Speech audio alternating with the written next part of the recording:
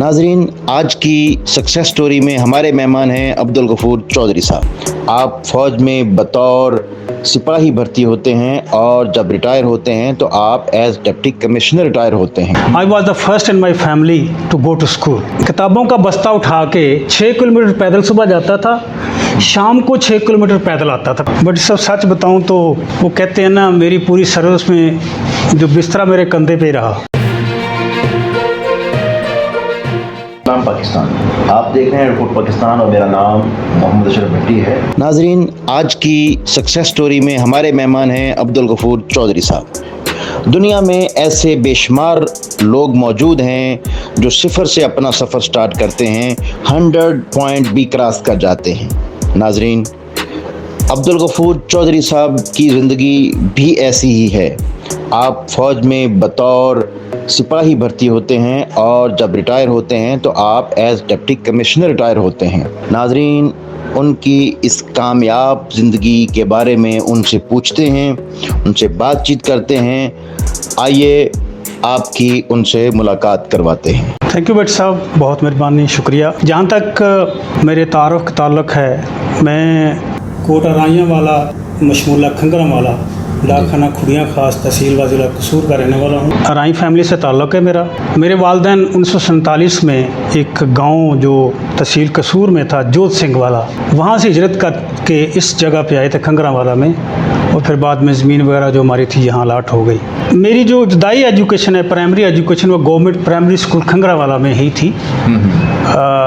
एक बात बताता चलूँ कि मैं कोई वो बड़ी पढ़ी लिखी फैमिली से मेरा ताल्लुक़ नहीं है। मेरी माँ भी अनपढ़ थी, मेरा बाप भी अनपढ़ था, सिर्फ कुरान पाक पढ़े हुए थे। मेरे दोनों बड़े भाई भी सिर्फ कुरान पाक पढ़े हुए थे, अनपढ़ थे। I was the first in my family to go to school. मैंने वहाँ से प्राइमरी पास की, तो उसके बाद फिर अगला मरहला ये था कि हाई स्कूल मेरे घर से 6 किलोमीटर दूर था। खुड़ियाँ खास गवर्नमेंट हाई स्कूल खुड़ियाँ खास 6 किलोमीटर दूर था। रास्ता भी कोई नहीं था, मैं साइकिल भी नहीं चला सकता था, छोटा सा था, 6ठी क्लास का बच्चा कितना होता है। तो एक स्टेज पे ऐसे हुआ कि नहीं, रहने दें, छोड़ें जी, क्या करना है। लेकिन मेरी वालदा साहबा को बड़ा शौक़ था कि मेरा बच्चा इसको पढ़ाऊँ। उनके इशारे पे मुझे हाई स्कूल में दाखिल करवा दिया गया। तो मैं 6 किलोमीटर पैदल जाता था, बस्ता उठा के। बैग नहीं, आजकल बैग होते, उस वक्त बस्ते होते थे। किताबों का बस्ता उठा के 6 किलोमीटर पैदल सुबह जाता था, शाम को 6 किलोमीटर पैदल आता था, पैदल करके आता था। और जो होमवर्क होता था, मैंने कभी घर में आके नहीं किया। हम रास्ते में बैठ के होमवर्क कर लेते थे, क्योंकि घर जाएंगे तो कोई ना काम मेरे हिस्से का पेंडिंग पड़ा हुआ। मेरे भाई साहब कहते थे ये वेला बैठ बैठ के वहाँ आता है, इससे काम करवाए। तो मैं काम भी करता था, थैंक्स गॉड, वालिदैन की दुआएं। तो मुझे ना पहलवानी का बड़ा शौक़ था। बड़े भाई भी, हम कबड्डी वगैरह खेलते थे, देहातों का माहौल होता, कबड्डी कुश्ती ये वो। तो मुझे बड़े भाई ने एक पहलवान के अखाड़े में डाल दिया कुश्ती सीखने के लिए। वहाँ पे एक लड़का था, सईद मेऊ था, वो मेरे साथ जोर करता था, उसको किसी ने मर्डर कर दिया। अब हुआ यूँ कि हमारी सियासी मुखालफत भी थी, वो मर्डर करके किसी ने नहर में फेंक दिया। अच्छा, वो हमारे सियासी मुखालफिन ने कहा कि यार ये गफूर जो है, ये लड़का पढ़ रहा है, अच्छा स्टूडेंट था मैं ना। तो उस वक्त जब मैं FSC प्री मेडिकल का स्टूडेंट था, इस्लामिक डिग्री कॉलेज कसूर का, उन्होंने कहा इसको फंसा दो। FIR नामालूम थी, उन्होंने मेरे नाम की ज़िमनी लिखी और मुझे पकड़ने के लिए आ गए। हमें पता चल गया, तो पुलिस गुजरी, चौकीदार को लेना था, हमें पता चल गया। मैंने अपने कपड़े शपड़े पकड़े, मुझे भाई ने कहा भाग जाओ यहाँ से। मैं वहाँ से भागा, भाग के चला गया। मेरी सिस्टर थी पत्तों की, मैं वहाँ रहती थी, वहाँ चला गया। पुलिस अगले दिन आई, उन्होंने मेरे भाई, बड़े भाई को गिरफ्तार करके ले गए। मैं वहाँ से भागा। उस वक्त ना तो टेलीफोन होता था, ना कोई खत होता था। खत ही होता था वो हफ्ते बाद कहीं पहुँचता था। वहाँ से मैं लाहौर आ गया। लाहौर मेरे एक फूफी के बेटे थे, फरजान अली साहब, वो उस वक्त हवलदार थे एक यूनिट में, फ़ौज में थे, फैमिली रखी हुई थी। तो मैंने उनसे कहा कि ये मेरे पे तो ये मसला बन गया, वह पुलिस आ गई थी पकड़ने के लिए, तो मैं आ गया हूँ। उन्होंने कहा आपको फ़ौज में भर्ती करवा देते हैं। हालांकि मेरा कोई माइंड नहीं था, मैं तो डॉक्टर बनना चाहता था। अच्छा, ठीक है, प्री मेडिकल का स्टूडेंट था।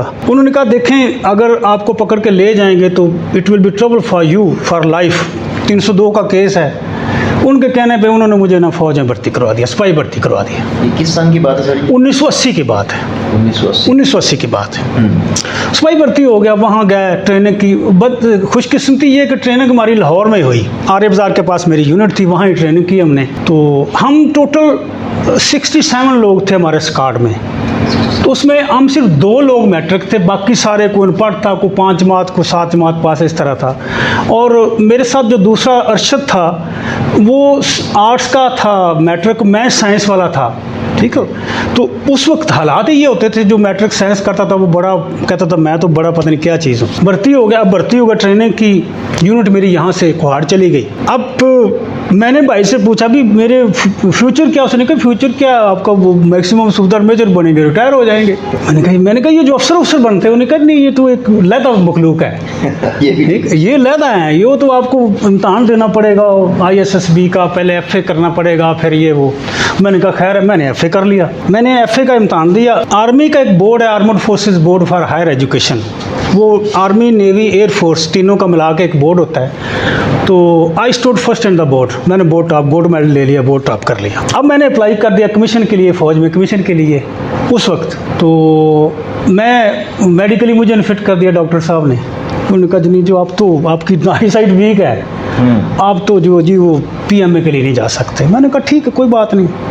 मैंने कहा फिर पढ़ना शुरू करो। मैंने फिर BA का एग्ज़ाम दिया, पंजाब यूनिवर्सिटी से फर्स्ट डिवीजन BA किया। आर्मी एजुकेशन कोर में इंस्ट्रक्टर की सीट आई, मैंने उसके लिए अप्लाई कर दिया। तो थैंक्स गॉड मेरी सिलेक्शन हो गई। 6 साल ऐसे मैंने सिपाही नौकरी की, उसके बाद मैं एजुकेशन इंस्ट्रक्टर जूनियर ऑफिसर बन गया। तो हमारी ट्रेनिंग आर्मी एजुकेशन कोर के जो कॉलेज है मरी अपर टपा, वहाँ हुई। उसके बाद लेकिन मैंने स्ट्रगल नहीं छोड़ी। आपकी पोस्टिंग कहाँ पे थी? जो 6 साल आपने गुजारे वो कहाँ गुजारे थे? मैं स्टार्ट मैंने लाहौर से लिया था और फिर मेरी पोस्टिंग कोहाट में थी। कोहाट में आगे एक जगह है पाड़ा चनार, मेरी जो कंपनी या बैटरी थी वहाँ लगी हुई थी।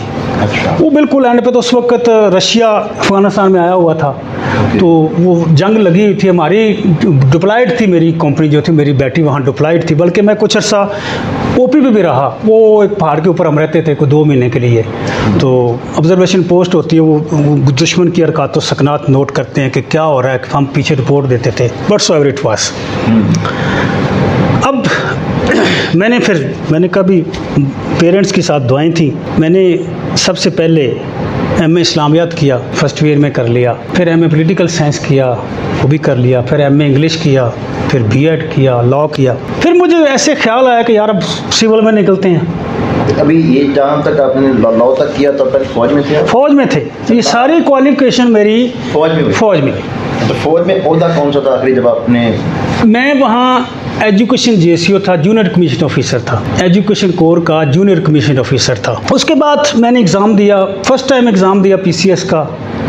सो मच सो कि मुझे पता भी नहीं था, क्योंकि एक देहात का रहने वाला बंदा कि ये PCS CSS कुछ होता है। वो मैंने 1 साल में PCS में अपीयर हो गया, CSS में अपीयर होगा, इंग्लिश पार्ट 1 में अपीयर होगा। 3 एग्ज़ाम एक ही साल में दे दिए। इंग्लिश तो मेरा पास हो गया। CSS में मेरे जो मेरिट ना बना, मेरी एलोकेशन ना हो सकी।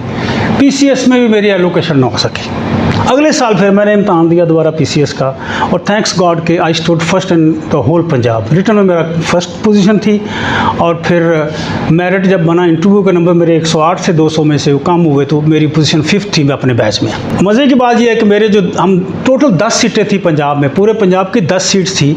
उसमें एक मैं था, 3 इंजीनियर थे, 3 डॉक्टर थे, 6, और एक एग्रेरियन था यूनिवर्सिटी का, फैसलाबाद यूनिवर्सिटी का बंदा था, और एक उसमें 2 MA इंग्लिश थे, तीसरा मैं था। ये लोग थे। अब उसके बाद फिर I became extra assistant commissioner और मजिस्ट्रेट फर्स्ट क्लास। फिर मैंने काम स्टार्ट किया अल्हम्दुलिल्लाह, लाहौर से स्टार्ट किया, फिर मुख्तलिफ सीटें की, और ultimately I retired as deputy commissioner from the service.